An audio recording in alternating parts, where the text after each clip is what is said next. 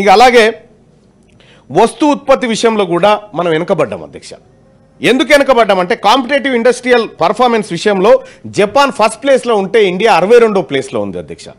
So వీటన్నిటి కారణంగా తక్షణం ఈ భారతదేశానికి ఈ స్కిల్స్ డెవలప్మెంట్ యూనివర్సిటీలు, నైపుణ్యం నేర్పేటువంటి ఇన్స్టిట్యూషన్ల అవసరం ఉందని గుర్తించినటువంటి మొట్టమొదటిగా ఇప్పుడున్నటువంటి సగటు వయసు విషయంలో 29 వయసు ఏదైతే అనుకుంటున్నామో ఈ సమయంలో ఈ ప్రజలకు ఈ యూనివర్సిటీని అందించినటువంటి రాష్ట్ర ప్రభుత్వానికి కృతజ్ఞతలు తెలియజేస్తూ, అలాగే ఆ యూనివర్సిటీలో రిజర్వేషన్ల ప్రాతిపదికన ఏదైతే ఇప్పుడు బీసీఏలో ఉన్నటువంటి నైపుణ్య కులాలు ఉన్నాయి, కొన్ని కులవృత్తుల కులాలు అద్భుతంగా ఇప్పుడు ఎక్కడి నుంచో వచ్చి వినాయక విగ్రహాలు తయారు చేస్తారు. ఇక్కడ ఉన్నటువంటి మన ఈ శాలివాహనులకు ఇస్తే అధ్యక్ష అద్భుతంగా వినాయక విగ్రహాలు తయారు చేయగలుగుతారు.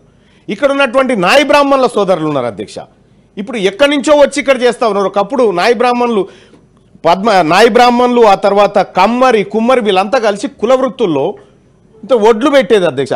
ఒడ్లు పెడితే వాళ్ళు అద్భుతమైనటువంటి నాగలు తయారు చేసి ఆ రకం అక్కడి నుంచి ఇక్కడ వరకు చాలా పరివర్తన చెందుతూ వస్తుంది. కాబట్టి స్కిల్ యూనివర్సిటీలో ఈ నిమ్న వర్గాలకు అత్యధిక ప్రోత్సాహం, పూర్తి స్థాయి ఫీజు రియంబర్స్మెంట్లు ఫ్రీగా ప్రభుత్వం అందించాలని నేను తమరి ద్వారా సభ ముందు పెడతాను అధ్యక్ష. ధన్యవాదాలు.